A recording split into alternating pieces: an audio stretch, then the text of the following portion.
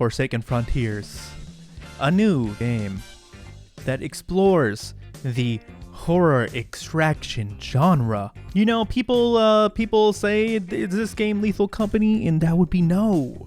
It's its own game in the genre with everything made by itself.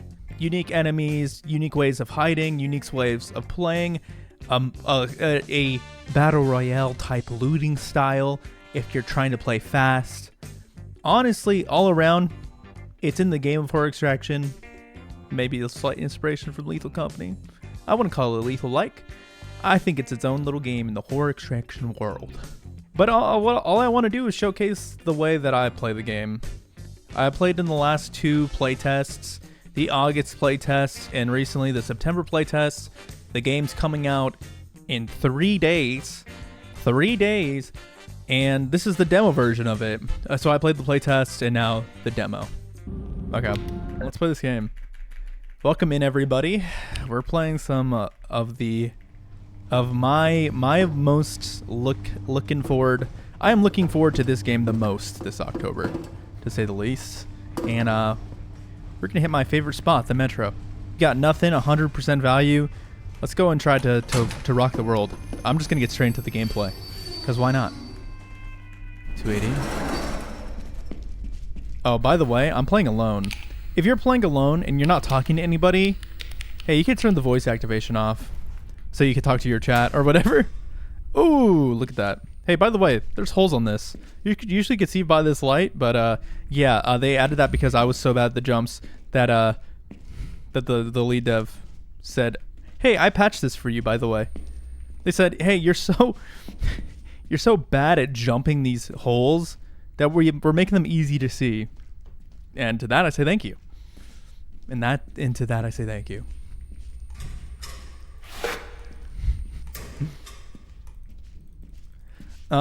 Yeah, but you'll see here that like the looting, nothing like Lethal Company. You don't actually need to like manage your inventory. You can manage your inventory with the items that you get along the way. That is something you could do. Deciding which types of items you want to bring, flashlights, lanterns, adrenaline, things that we'll get to as we play. And of course, everything is procedurally generated, so you get a new map every single time. In this game, if you're solo, personally, I think that walking is like the best way of playing, because walking is not too loud. A lot of these enemies are sound dependent, especially one that you're hearing right now, which is the Butcher. Holy, I need to... But when you're walking, the sound that you make is much smaller than if you're running. And of course, if you're crouching, they can't hear your footsteps at all.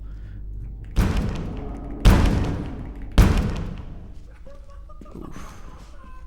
Desk, maybe?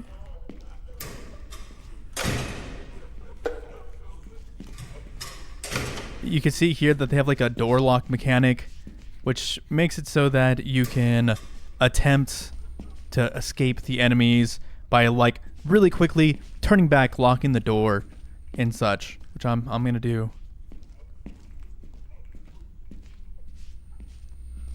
And soon you'll be able to hear them kind of knocking on the door. Ooh, an elevator.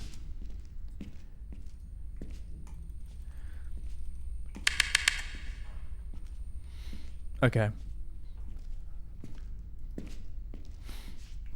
Yay. An elevator. I kind of want to go back. But I kind of want to like lead the enemies over here and then kind of just use the Vader as an escape. Kind of let myself, you know, journey about. Oh, also you could lean in this game. I keep on saying I'm going to make like a slight guide, which is kind of why I'm talking like this. Oh god. Okay, here's the spider. The spider cannot see. He cannot see, but he does hear, and he hears very well. In fact, recently he got a little add-on where he could hear your voice, which is why I'm in push to talk, so I could yap all the time without the spider making me go.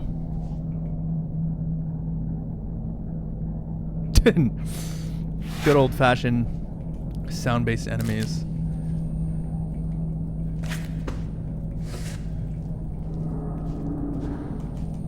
And I think the reason why I want to make I'm continuing on this like last little bit. The reason why I want to make like a guide-esque type thing is because I have so much content that I'm going to put out when Forsaken comes out. There's a hole right here on the 21st that I kind of want to, you know, like just like the world's most basic intro to what the game's about, you know? And then I could release a whole bunch of content surrounding each monster, of what each monster was like in the playtest, and things like that. Things that showed the differences between the enemies from then into now, in like the few months that we got to enjoy the playtest and such. So I'm pretty excited about that. Pretty excited about that idea and such. So keep an eye out. I'm not gonna kick the door. As you could guess, by the way, all the enemies are sound-based. Kicking a door makes a significant amount of noise that spider guy could hear. Hopefully you don't get to see the reason why he's called the spider, else I would be dead. Is there a shambler?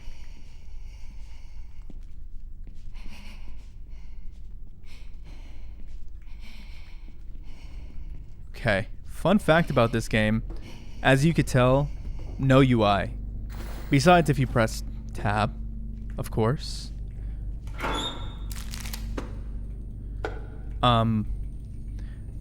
The way that you get... One second. I'm scared. Yeah, this game's scary. This game is amazingly scary. I'm like trying to explain stuff while like I'm explaining how there's no UI. Okay, there's no UI in this game. The way... Oh, he's right. Oh, you're right there, aren't you? You're right there. You wouldn't scream? You wouldn't scream? You wouldn't scream? Ow. The way you could tell an enemy's close is by breathing. So if an enemy's within a certain like distance between you and you're breathing, then yeah, that means an enemy's nearby, and you gotta kind of adjust your playstyle to what is. Is there a desk?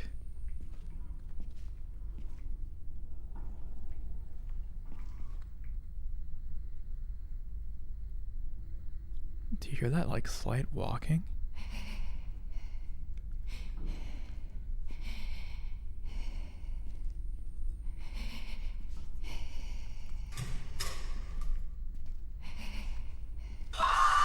Fuck.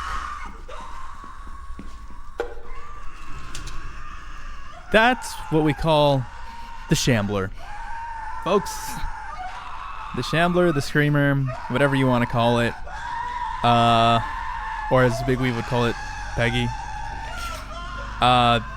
He does the thing where he yells, and like I said, sound-based enemy. Chainsaw Man, the Butcher's coming, and the Spider's coming. Now, actually, do I think that I should have done this? I actually think I should have tried to fully escape and try to hit another desk that's kind of away from a Shambler. Because if I kind of stay in this area solo with the Shambler, most likely I'm going to get got. I don't want to flex or nothing. This is my first time seeing Forsaken Frontiers stuff. Yeah. And let me tell you, the game's scary.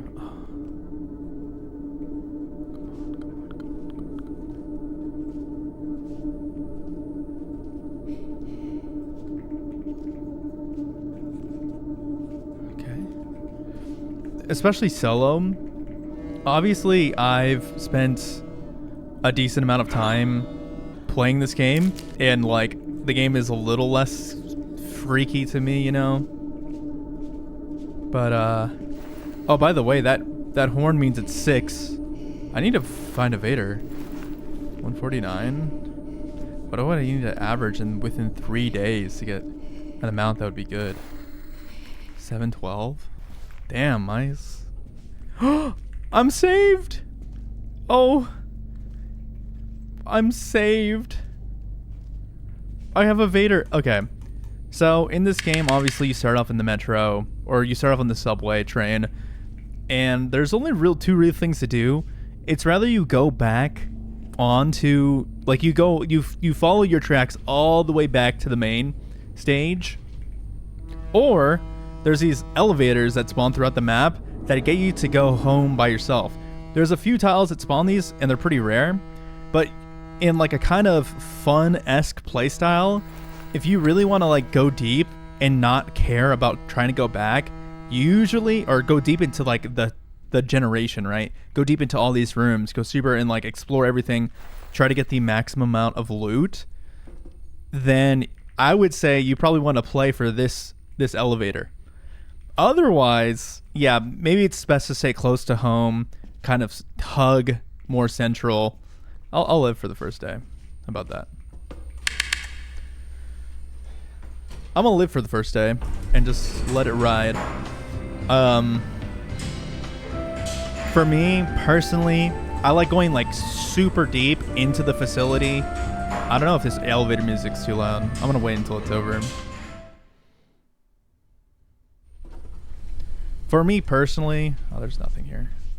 I really do enjoy the play style of going like super deep into the facility, or not the facility, into the metro, whatever, and getting as much loot as I possibly can, especially on like a map like Metro, where there's not really a lot of loot going on, you know. But let's leave this place. Let's end a day. Did you know in Forsaken Frontiers that, okay, how did I follow someone in my sleep? I don't know. That's a good question. In Forsaken Frontiers, you could have a patch made by yours truly. If you type in Flow into this little redeem cosmetic, you get the Flow patch and pin, which are both very cool. There's other creators like Chef Austin, of course, which is just Chef, Big Weave, and you got Mice and Blank Sheet of Paper BSOP as some codes you could use. That's my little ad break in a game with no ads. But because we're in the playtest, we were luckily given a chance to be in the game, so that's kind of cool. If you're playing that's my personal favorite play style, just going super deep, getting as much loot as I can, especially on every map. What am I talking about? And just looking for an elevator to escape instead of working my way all the way back. I will die out there. I will die out there on the field, you know? Okay, I'm going to end the demo right now by literally doing this, but I want to show you. Okay, $149, right? This debt is $10,000, right? You might be thinking, how the world in 3 days are you going to reach this amount, this debt amount of 10,000? Nico, you only got 149. I'm going to sell this. And this is going to go into the thing which is also going to end the demo, I'm pretty sure. I have to restart it. But you don't actually have to get $10,000. Oh, it's not going to let me do it, is it? No! Pretty much the money okay, I can't do in the demo because obviously they wouldn't let me do that in the demo, because at the end of the quota is when the game ends, at this end of this first debt thing that we have to pay, the demo ends. But this money is actually converted into thousands. So I think this is, I don't even know how much this amount is, like $100. I think this is $100 that you need, and then when you put the $100 into the paid, then the debt will be paid off for 10,000. You just add 2 zeros to this amount, and that's how that works. It's not like you have to find $10,000 in a single day, which may or may not be clear. A heads up, you don't have to actually get that amount. Obviously, it will be a lot clearer in the actual game because you could go past the first quota, the first debt requirement, because obviously the demo ends first quota. Okay, but let's go back. We got a none. 360. By the way, that number on the bottom, like the cells is like each generation. So you see like, well, I actually don't know what counts as a cell.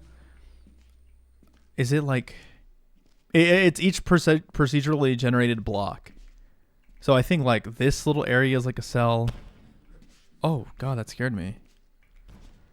And such like that. And obviously in each cell there's different areas that you soon learn to get loot in.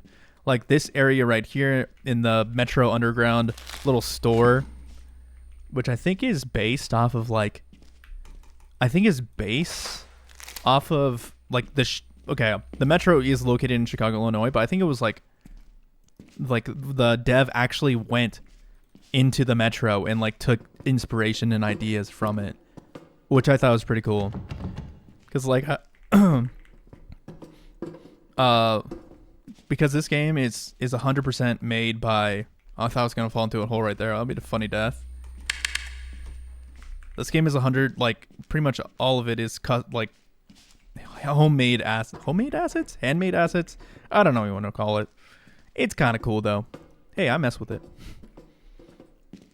The graphics are super cool. Like, man, I'm a lover. I'm no hater. I'm a lover. Are you close?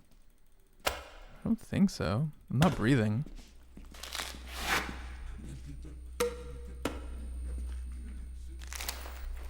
Oh, I should have bought items. My bad. Maybe I could buy items for the third day,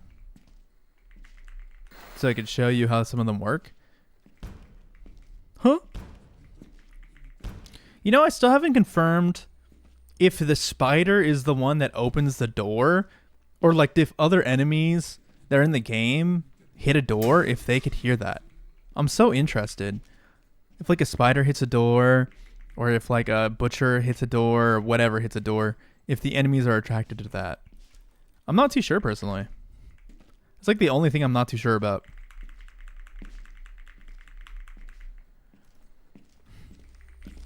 Also, if you're in here, the demo's free right now for Next Fest. So I recommend it. I don't know. One of the things, okay, after playing this game for so long, I'm going to tell you a few things that drive me to play this game. One, solo, still very fun, but when you're playing with your friends, you can hold up to 12 people in these lobbies. Some of like the most fun experiences I've ever had. We have like 10 people in an entire lobby, and you start off the match and everybody's just yelling or whatever and having like ready to like sprint out and loot.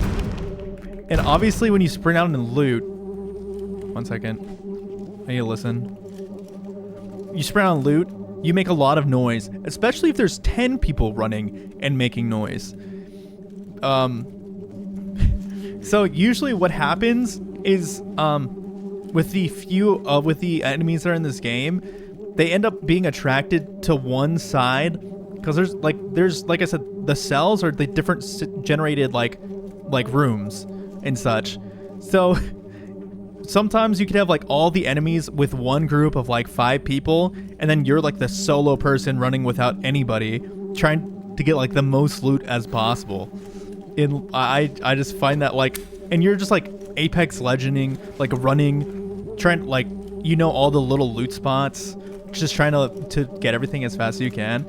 I don't know, that like the game style of just going as fast as possible in this game. The way I described it is like, at first this game is super scary. There's a lot of tension. There's a lot of good horror. There's a lot of good ambience. The sound design is there, I think. And oh, spider. And for me, it was really scary until I kind of figured out the ins and outs of the game, and it made me feel confident in my ability to deal with the monsters that are on the map enough where I was like, it's really fun for beginners because of the horror aspect, but once you play the game enough, you get really addicted to it because that like fast play style that you could run. I think that's where it shines. its ability to keep being refreshing for both like new players and players that progress for a long time. And I think that's really nice. If you could appeal to like a casual and a kind of more fast like speedrunning type-esque community at the same time, like that's really cool, because I personally don't think they infringe on each other, and I think the devs understand that, and I think that's pretty cool. Let's see if we can see the butcher.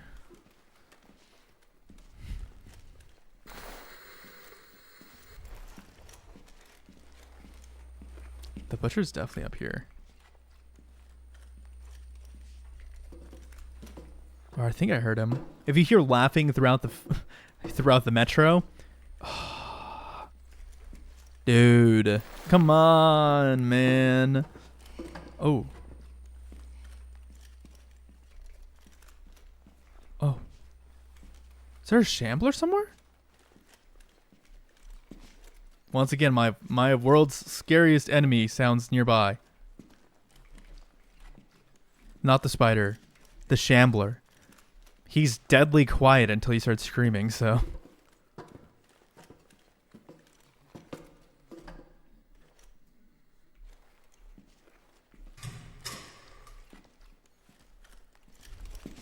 Okay, I think we're safe. I'm not hearing any breathing or anything like that. I don't know. Does the shambler have breathing just regularly? I'm not even too sure about that. Oh, yeah, it does.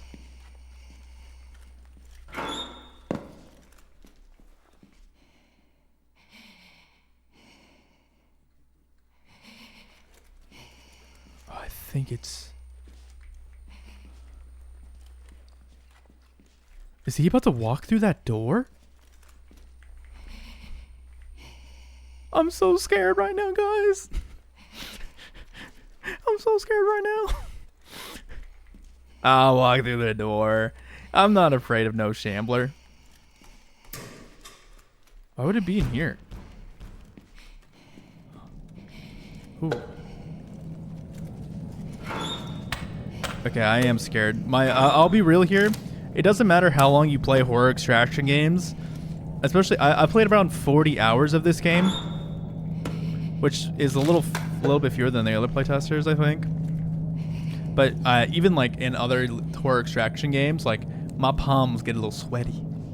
And I think that's fine. Okay, 6 o'clock, 156. I have a feeling I'm about to see an enemy right here. Oh, look at the shambler. It had just turned.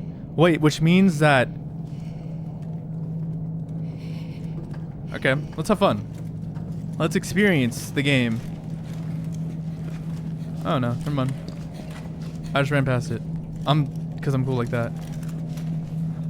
I think the shambler's distance it could see got reduced from the last time I played. Cause we ain't ever getting older. For some reason, whenever I hear that this sound, it always reminds me of like, it's cause we're never getting older. Alright, let's end this day.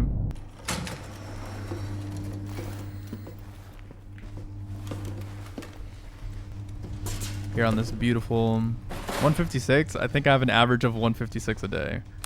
I get to get adrenaline. Okay, adrenaline is super cool. Adrenaline in this game has two uses. One, it gives you a speed boost, but two, if you're a solo player and if you're in multiplayer, it gives you an opportunity if you do get downed. Oh, EMP. If you do get downed, you could revive yourself. So it comes at a price, but you know, it's so useful, especially as a solo player, where say if you get hit by a spider or you get hit by anything like that, there's like an opportunity for you to, you know, just die instantly, because usually the idea is that you're playing this game with other people where other people could pick you up from being down and such. But as a solo player, obviously you don't have that luxury. So if you get enough money to get adrenaline, it gives you that second chance, which I think is cool. Okay, we're going into the last day of the demo, and then after that, I'm just gonna try to be messing with enemies so you guys can see the different enemies, how it works. We're gonna be hit by the EMP, and what the EMP does is that, see, when you start the day, the clock will always, I think in the base game, it like, you can't even see it change, but pretty much you can never see the time. So the only way you could base when you're gonna leave or not, or anything of the likes, is when the train blares its horn. So, did I breathe?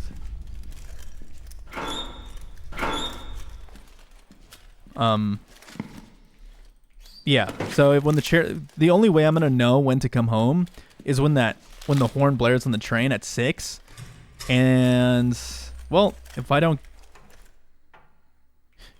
get it, then I just die out there in the metro. So that would suck, but it's whatever. I'm gonna after this little day, I'm gonna try to do a kind of, I keep on thinking I'm hearing myself breathing, a kind of fast run day to see where we're at, you know?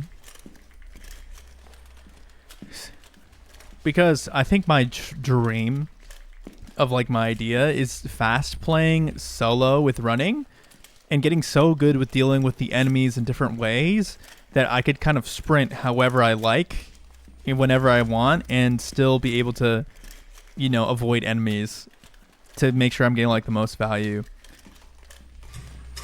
I mean, that's pretty like that's like pretty competitive, but I mean, it's like just the way the way I like this game is that it gives you opportunities to have fun the way you want, and I mess with that. If you're a more scared type player, it gives you that opportunity. It kind of makes you switch through like different playstyles as well. Like if you're near a shambler, like it tests you. It's like fight or flight. If you, well, not even fight or flight, because flight would be like running under a desk with a shambler, whereas instead you should probably start running away. You should probably do the flight instead of the fight. It kind of goes against your like core mechanics of like adrenaline.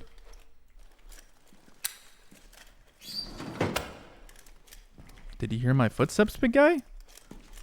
Did you hear my footsteps, big guy? Ooh. Are you the butcher? I'm gonna close this.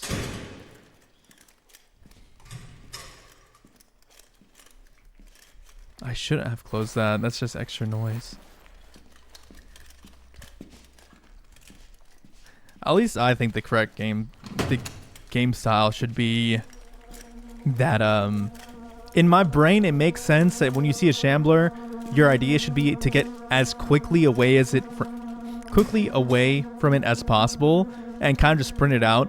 Your character in this game runs marathons, I swear. You have a lot of stamina in this game, so being able to run and actively find a desk, or knowing where a desk was previously, like, let's see if there's any desks in here that I could use. No, there isn't. Also, yeah, I think people are going to get gout by this. You could hide under desks. However, you can't hide under every desk because of this.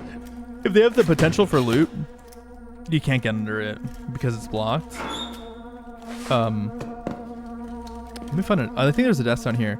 So say there's like a shambler or whatever, it's screaming, I'm running really far away, and I want to stay safe.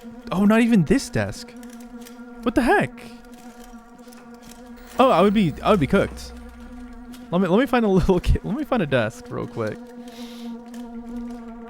Just real quick for the fans, you know. Maybe over here.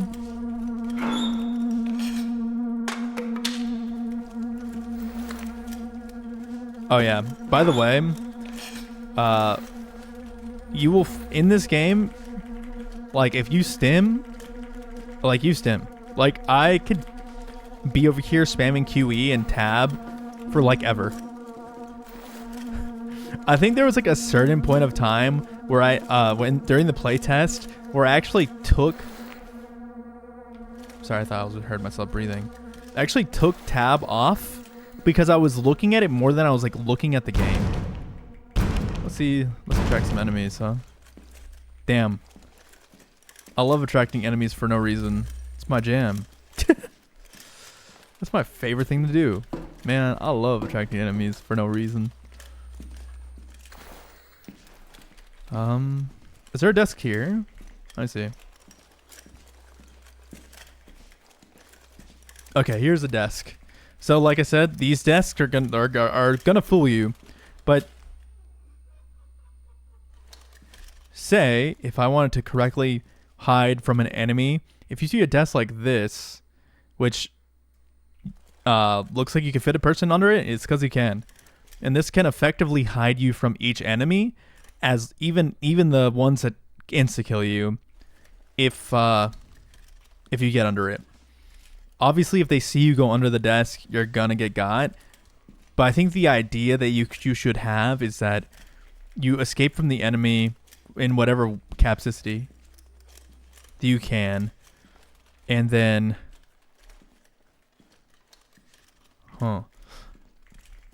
and then go under a desk, because if you're being loud and running, obviously it's gonna track your trail by following your footsteps. You hit a desk, it'll be there for a second, and then you could kind of work your way around them. You'll find yourself looking for progress a lot. Because the more you get better at the game, the more you get, you interact with enemies, the deeper you'll get, and then you do that kind of gameplay I was talking about that's like... Wait, watch this. I'm going to show you guys how to door slam an enemy.